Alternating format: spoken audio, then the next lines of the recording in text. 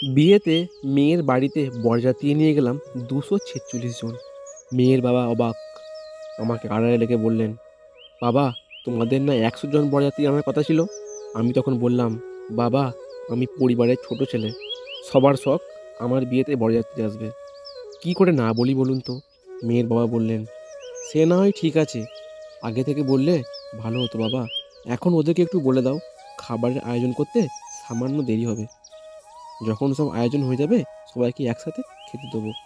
আমি বললাম, বাবা আপনি টেনশন করবেন না, আমি বলে দেব।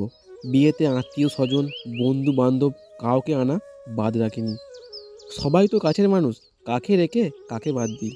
আমার বিয়ে হয়ে গেল, বছর ফিরতে স্ত্রীর ডেলিভারি। হসপিটালে আমার অবস্থা পুরো খারাপ, কারণ আমার স্ত্রীর এ নেগেটিভ রক্তের প্রয়োজন, আর সেই রক্ত পাওয়া যাচ্ছে না। আমি আত্মীয় স্বজন বন্ধু বান্ধব অনেকের সঙ্গে যোগাযোগ করলাম, তাদের অনেকেরই এ নেগেটিভ রক্ত আছে, কিন্তু তারা কোনো না কোনো বাহানা দিয়ে এড়িয়ে গেল, রক্ত দিল না। আমার পুরো মাথায় হাত। তখন আমি রিকশায় উঠে রওনা হলাম কলেজগুলোর উদ্দেশ্যে, কারণ সেখানে নানা রকম স্বেচ্ছাসেবী কমিটি থাকে, তারা যদি কিছু ব্যবস্থা করে দেয়, সেই জন্য কলেজগুলোর উদ্দেশ্যে রওনা হলাম। আমার এই দৌড়ানো এবং ছটফটানি দেখে যে রিকশায় করে আমি যাচ্ছিলাম, সেই রিকশাওয়ালা মামা আমাকে বলল, মামা আপনি এত ঘাবড়াচ্ছেন কেন, কি হয়েছে?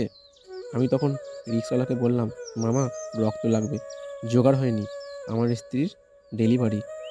রিকশাওয়ালা আমাকে জিজ্ঞেস করলো, কী রক্ত লাগবে? আমি বললাম, এ নেগেটিভ।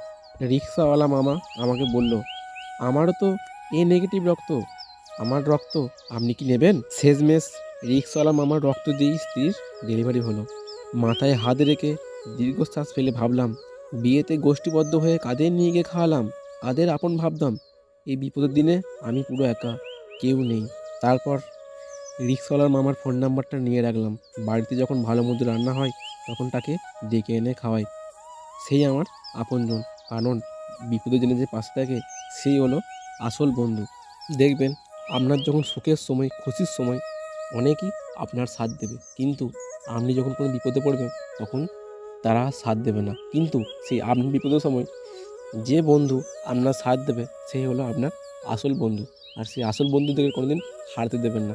এই গল্পটি সম্পূর্ণ গুগল থেকে সংগৃহীত, আপনাদের সামনে একটু তুলে ধরার চেষ্টা করলাম।